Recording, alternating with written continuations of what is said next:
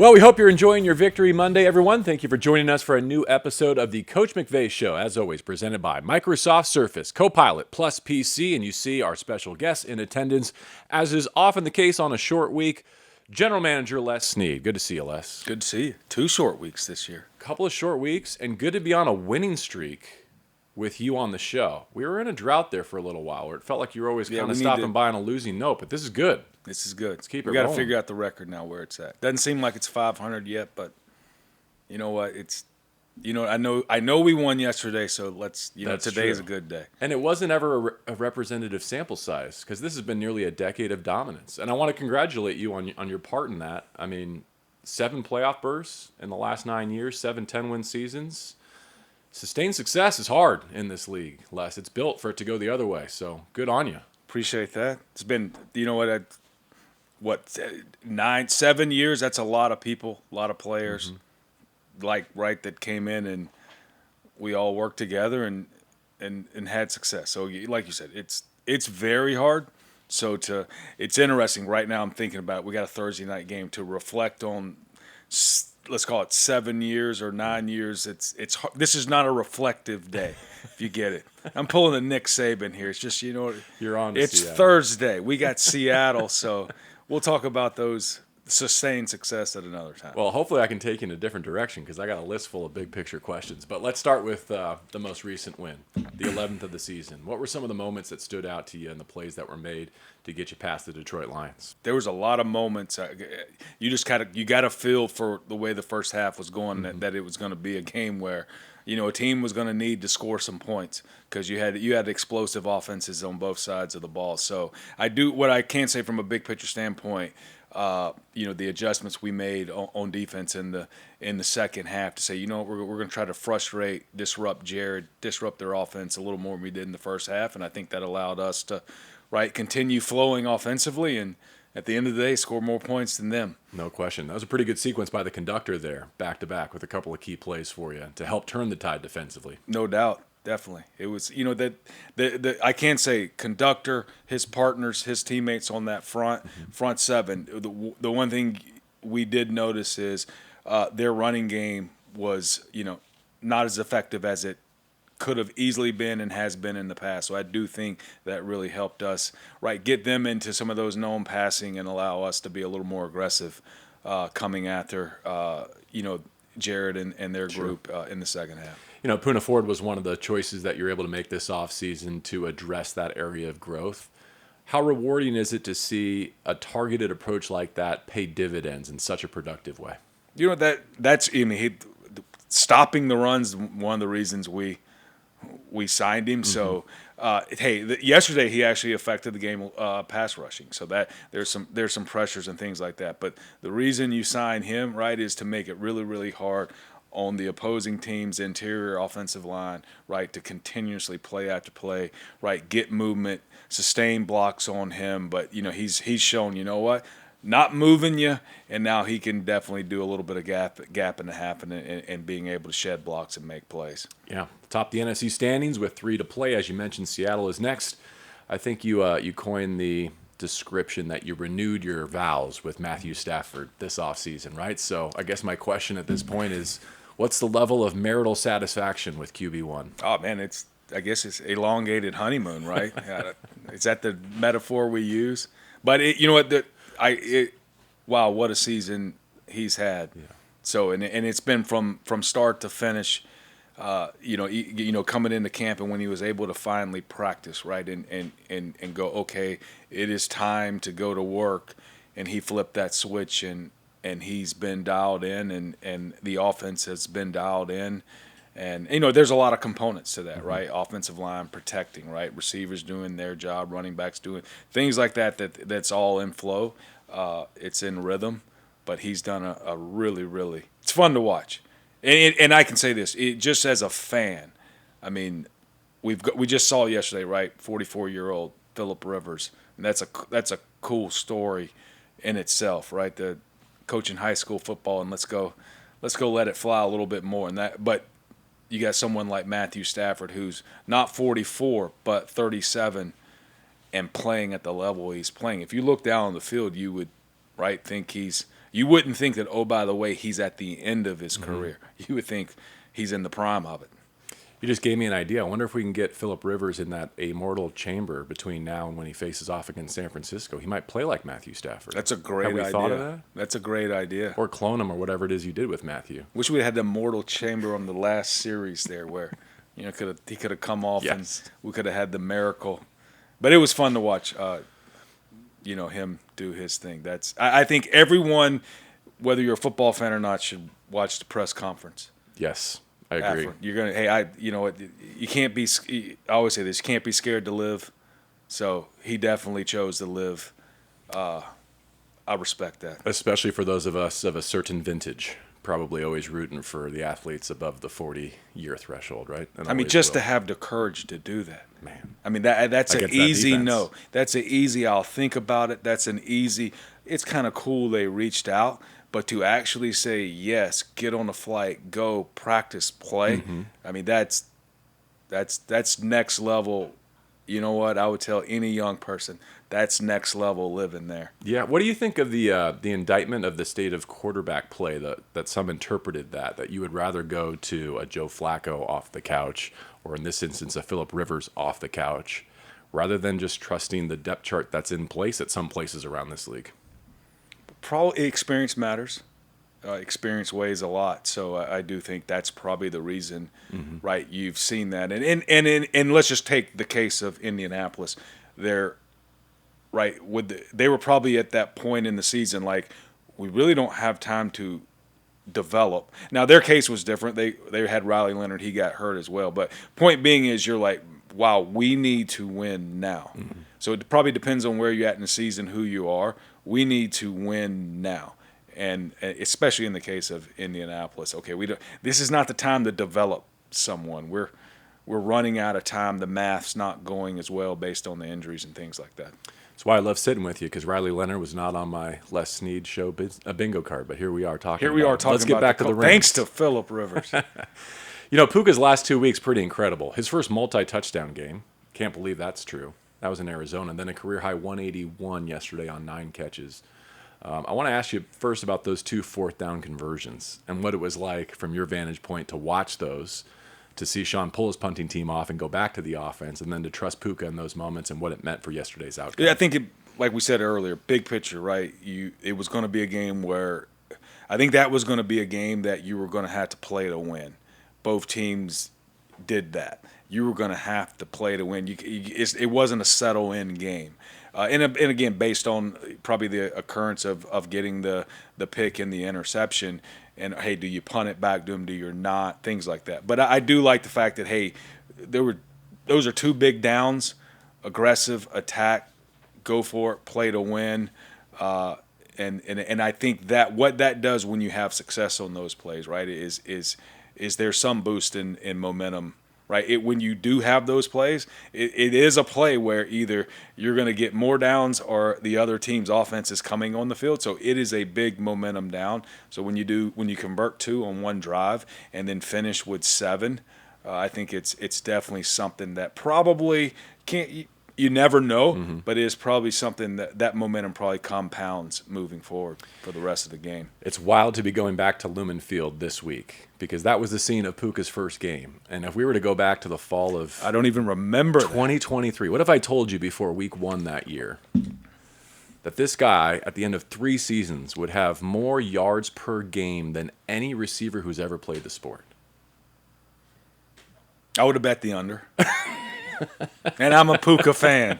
We drafted him, but that's probably an easy bet. The probability would have favored myself, but on that bet. But you know what? I think that's the reason. Probably a little bit like we were talking about Phillip Rivers. I think just being a fan of football, Puka plays the game.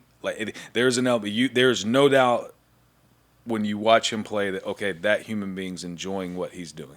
Yeah, and that's a very contagious.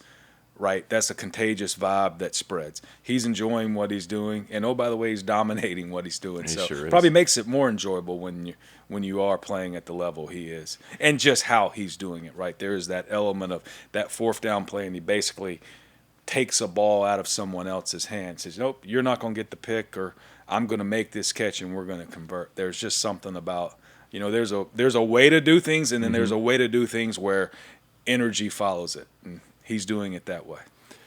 I mean, he's the headliner in that class, but with each day that goes on, the class of 2023 becomes more and more special. You know what? That round, we probably should have drafted Puka early. That's obvious, right? Based on what you just said. Well, you've always had such seems like you were humility saying about that now, but point being is, if you look at that 5th round, I think it was the 5th round, right? Yes. I mean, all those players in that round, I forget who they are. Maybe it's Warren, maybe it's Davis Allen. Yes. Is there any? Was it 4 or 3 picks then? I think that was isn't it? We went Warren Davis or Davis Warren. Warren Davis Puka.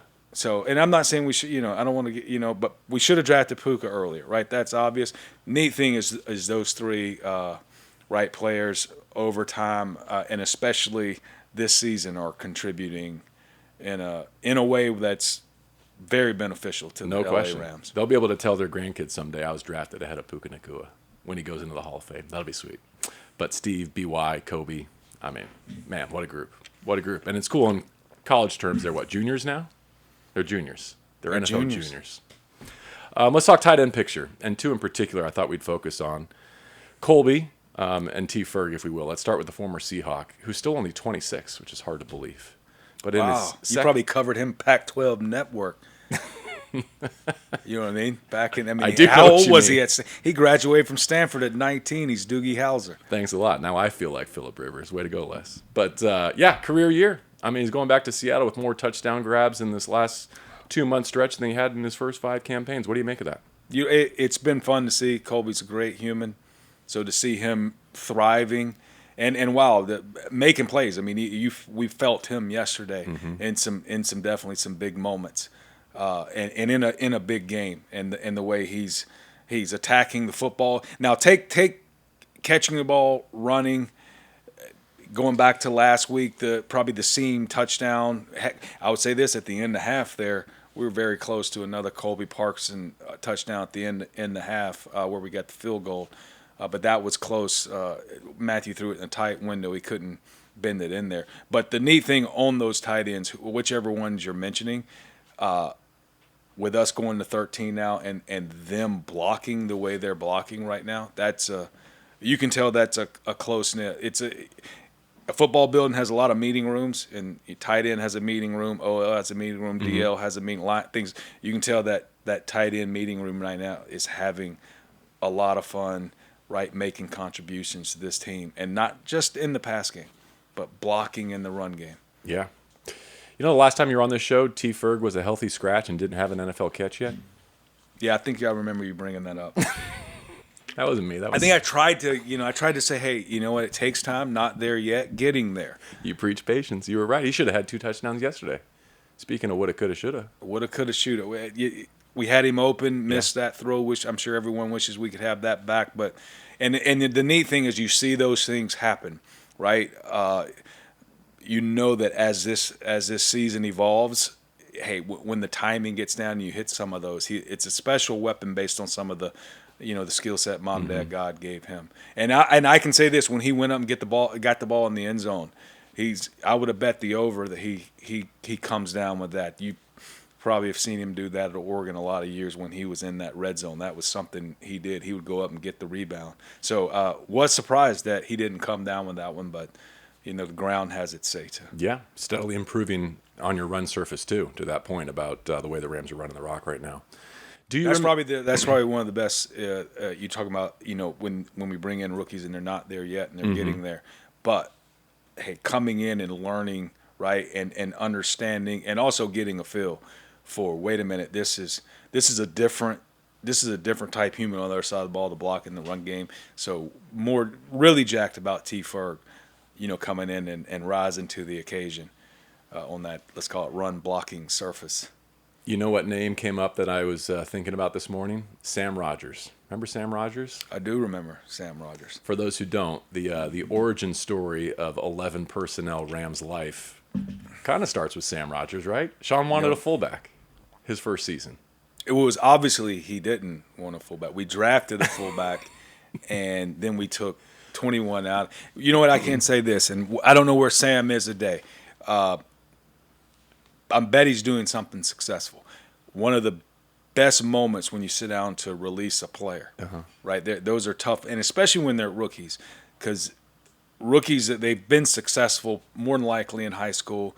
Most of them haven't ever been cut before, and it's the first, so it's always a tough moment. But I just remember his conversation, and he probably point blank asked Sean and myself, "Why did you draft the fullback if we weren't going to use it?" You know, that's a great question. We probably should have thought of that. But the way it did happen, right, is how things evolve is yes, we would have had 21 in. Now here's what's very interesting as Sean as we did 11, right, and then you realized defenses were going to be more regulated when you were 11. Now they've since changed that and not as regulated, things like that. Here's the key for us to be able to play 11 as much as we did. All of our receivers basically had to block like fullbacks. Right, they couldn't just be, hey, I want to get open and catch the ball. Right. They had to bring their Hines Ward to the table, and we've been fortunate over the years to have a lot of receivers to bring their Hines Ward to the table. Well, I don't know if you told Sam this, but the reason I was thinking of it is because you didn't know that Cooper Kupp was going to be a day one starter that you couldn't take off the field, and you didn't know you'd be able to acquire Sammy Watkins later that summer, right? So like the off season has a narrative arc, and I'm thinking of Tutu Atwell, who made an incredible catch yesterday. What a catch! The fact that he only has a handful of catches this year, I think speaks to just how well it's gone for the Rams offensively and the way you've been able to iterate. Like when you signed Tutu Atwell, you didn't know that you were going to become a 3 tight end team or an identity. Right. You didn't know that you'd have one of the best red zone weapons of all time, Devontae Adams, joining your offense. So the fact that he's still kind of there and his upside is still there, I think speaks well to what you've accomplished this year. Am I wrong? It's definitely a part of it. Yeah. And then, like you said, everything evolves. And even when Tutu went to injured reserve, probably during that 4-week span is when we really, really rolled out 13. And then when he becomes eligible, right, or he's healthy and he's ready to play again, Sean was able to sit down with Tutu and say, hey, we're gonna let you practice, right? We're gonna open your window, but we won't put you on the 50. We will not activate you because we're doing so well here, and we need tight ends up in their special teams and things like that. And not easy for Tutu, but right, he went about his business like a lot of our players do. Even though from an individual standpoint, there's a sacrifice there, but they're willing to do it. But he goes out, he does his practice, and then yesterday, I mean, that's a major play in that, right? They got pressure, and it could have been second and long. Right, and defense advantage, but Matthew makes a throw, and what a catch he makes to help us get momentum. Even though it was 2nd and 1, some people in analytics would say 2nd and 1 is a better down and distance than 1st and 10. So we'll give the spotters a break. And now whether Devontae misses a snap or a week or more, thank goodness you've got Tutu Atwell ready to roll. That's usually how things – if you're fortunate, I call it there's bad luck and good luck when you have injuries, but the good luck part of it sometimes is when players are getting back. Unfortunately, others may be, needing a rest. So if you can keep that in rhythm and that balance, it's definitely beneficial. It's not good when everyone's, let's call it, not able to play. I hear you on that. Then there's more problems. Is right tackle another example of that? Like, have you found a right tackle of the future in Warren McClendon? Right now Warren's playing as well as any right tackle in the league. So that's and going back to and I go. The neat thing about here is we got a lot of good players on this team. It's a quality football program, and going back to that 5th round we were talking about. But over the years, right, Warren's been developing, right, getting better. Not there right when he first got here, or even if sometimes you could be there, but right, you're behind Rob Havenstein. And who's been a pillar of this franchise, one of the last holdovers till we brought Jake McQuaid back, from the St. Louis era. So sometimes you just got to wait your turn. But like Tutu yesterday in a little more minor weight turn, because that was more just injured. And there's one play, Warren sat for a few years and he's been able to play. But this year, right, when Rob went down, he's really stepped up and what's really, really beneficial is when someone steps up and you don't miss who they replaced. And that doesn't happen all the time in terms of production. Offensive line is one of those groups where you bet on yourself this offseason. Rewarding, fulfilling to see them pay that off. Oh, definitely. Yeah. That was the vision and the intent. Yeah. How about at defensive back and corner specifically? Because that was the other one. Do you have enough to get to where you're trying to go? We like to say you never have enough defensive backs, but right now everyone's getting healthy, and we've as a unit rotated a lot of players, and I think, hey, putting those players in the game and giving them minutes and downs, so you're not sure who's in the game when, but all of those players do have experience on the grass, and they're getting more efficacy on the grass. So it is a group that right now I'd say we're sound going into this run in December. And rush and cover always goes together. Is it fair to say that, hey, the pass rush needs to help the corners and the defensive backs out? They need to help. Yeah, I think you have to help. Yeah. You need both. And you're not. I don't think any team's ever gone out with 11 DBs, and I don't think any team's going out with 11 defensive linemen. So I do think it's an ultimate team sport. But when both of those, when the rush is engineering, right? Whether it's a sack, but pressure and it's speeding up the quarterback's clock, and the DBs are playing tighter, right? Everything's connected. It just makes it a lot tougher, a lot stressful, down in and down out. And a team can complete a pass, but when that pass was earned, it's in the back of their mind like, wow, that was a hard down. When you can make those downs, and then I think that, psychologically compounds over time where, you play a 60-play game and you throw it 35, 40 times. It's a very, very stressful. A lot of stress and drudgery when those two are connected and playing together. Last week I was asked to describe Nate Landman's impact on this team, and reflecting back on it, I thought, well, no sooner had he arrived than he won the Green Dot, and by the end of the summer he was named a captain in his first season here. And in the middle of this year, a franchise that has not historically spent a lot of resources on an off-ball linebacker felt motivated to give him a contract extension. Can you speak to that dynamic and the impression? I think you said it well. Made? He earned each step of the way. He earned those stripes, and those are the type players, and the effect he has, the impact he has, right in the locker room, on his side of the ball, on the offense. I tell this story. I think didn't see it. Then I was told that pretty much the day he signed his contract, all positions, whether offense or defense, a lot of people went into that meeting room and celebrated with him, and that just shows you the impact that he's had on this team. Just a contagion of similar to what we were talking about, Puka. There's an element when you watch him play. I think and no one may have seen this play, but it was a play where Amon St. Brown was running down the sideline, and I think he chased him down, got him out of bounds. Long play for them, but I think he hit probably his fastest miles per hour in his entire career on that play, and it's. Not everyone's watching that play. If you're a Rams fan, you might even be, mad at that play. Oh, they got another explosive gain. But, those are type of plays when players see that, feel that, it spreads the contagious.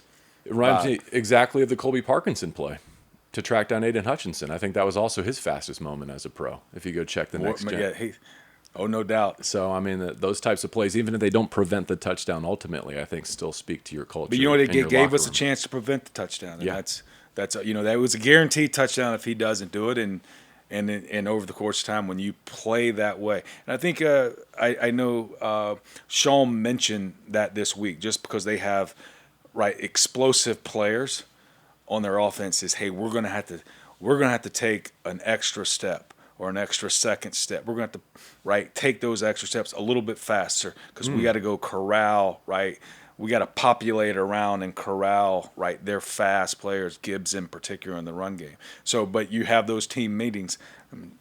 Sounds like it probably looked like Colby Parkinson was paying attention. They got the message. I like message. That. Thanks for sharing that.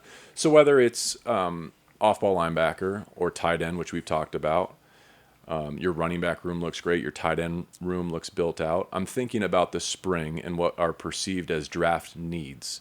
Is it nice to maybe be whittling down those position groups of quote-unquote need as you prepare for a draft?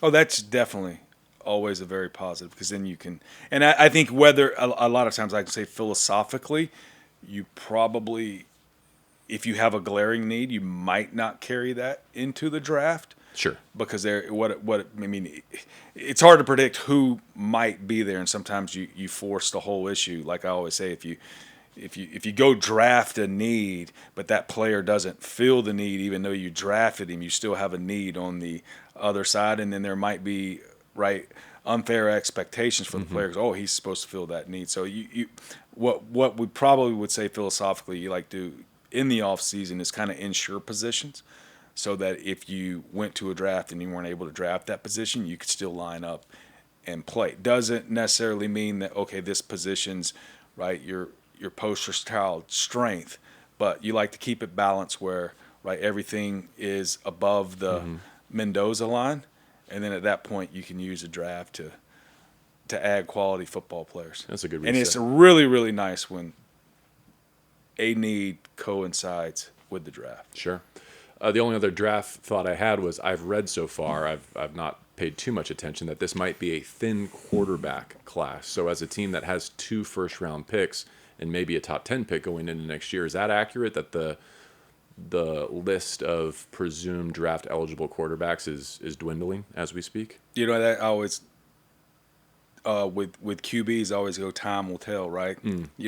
We're talking about draft, and then next thing you know, 6 years from now, maybe the kids that were drafted in this particular draft coming up are leading their teams to productive seasons, championships. So that position is very, very, very hard. So I would say in totality, most years though, there's less QBs that can come in this league and play than there are more, just because that's the hardest position to play in this league. Sure. So probably. I always call it probably very similar to what it's been in the past. And you know what? I always go, be careful with I call it the speculation. You never know when some kid may prove everyone wrong and become a player. Sure. You mentioned Jake McQuaid a few moments ago. Let's circle back to special teams and how that picture has changed maybe since we last sat down. And what are you into nicknames? Do you like Thicker Kicker, or you just call him Harrison or Money Mevis, or? I call him Meeves. Meeves? Yeah. I've called him the 3 technique, because he's good for 3, kind of built like a 3 technique. No? There's. You know what? This is going down a hole. How about we're hitting for the HR cycle now? How about how he's stabilized your kicking position? What that's meant for this team at this stage? The operation, Jake, everybody, protection. We were taking on water. I would say that entire unit, and he's a big part of it for coming in and really stabilizing it. And knock on wood, but right now as we go to kick field goals and extra points, we're probably there's less anxiety in the air than there was, deservingly so, before. Yeah. Let's finish with a little Seahawks talk. And as a peer in this space, I wonder if you admire the vision and the execution of what the Seahawks did this offseason, because like some of the moves that you guys have made in your past, maybe outside looking in, people didn't understand it, thought that they maybe went in the wrong direction, whether it be at quarterback or receiver, any number of choices they made. But here they are running neck and neck with the Rams with the NFC West on the line. I think it's interesting. Here's what I can say. They're a well-coached team, but I think with really, really sound organizations, especially if you're on the inside and you study them, they're in sync. So the moves they make, they're not as surprising because you can see how it fits what they're trying to do and what they're trying to get accomplished, right? The intent of, the schemes they run and the things they do. So I think there's been a lot. Over the years, the organizations that have sustained success, usually I call it when the other teams, not necessarily people on the outside, but when other teams who play against them a lot, when they can almost go, oh, I see why they did that. That usually lets you know, hey, they're they're in sync, they're in harmony, they're well oiled, and not a surprise that they're neck and neck with us and right there in the thick of the NFC and NFC West. When you think about the last game you played against them, I'm not sure how much bearing that has on Thursday night for a lot of reasons, including the way that game was played, where the Rams get 4 takeaways. That may or may not happen again, and a lot of the fields that the offense played on were short fields, red zone stuff. So I'm not sure how much of the offensive inventory actually got out there. How do you see the rematch and whether or not the SoFi game influences the outcome on Thursday night? Yeah, I think I think that game's. I mean, there will be some relevance because the similar teams would write similar concepts, but that was so many weeks ago, and each team's evolved. Sometimes you evolve out of necessity, right, based on attrition of player. Sometimes you evolve based on, I think this helps us get an edge. So there is some relevance because it's the Seahawks, it's the Rams, and at the macro level, we're trying to do what we do. But both teams, there's going to definitely be some nuances, and I'm betting that the game will be different right there. I'm betting there won't be as many, turnovers, things like that. That'd be nice, but usually round 2 is different. Mm-hmm. But what will probably be similar is a lot of times with these divisional games is it's a heavyweight fight. You do know that, and you're going into their place in December, meaningful football. If you've ever been to their place when it's meaningful football going on, it's a tough arena to play in. You got it. Short week less. We appreciate it. Good to be talking to you on a winning note. Thanks for your time and your insight. Good to play the nickname game with you. No doubt. All right, for Les Snead, I'm JB Long. Thank you for joining us, as always, for the Coach McVay Show with our special guest, presented by Microsoft Surface Copilot Plus PC.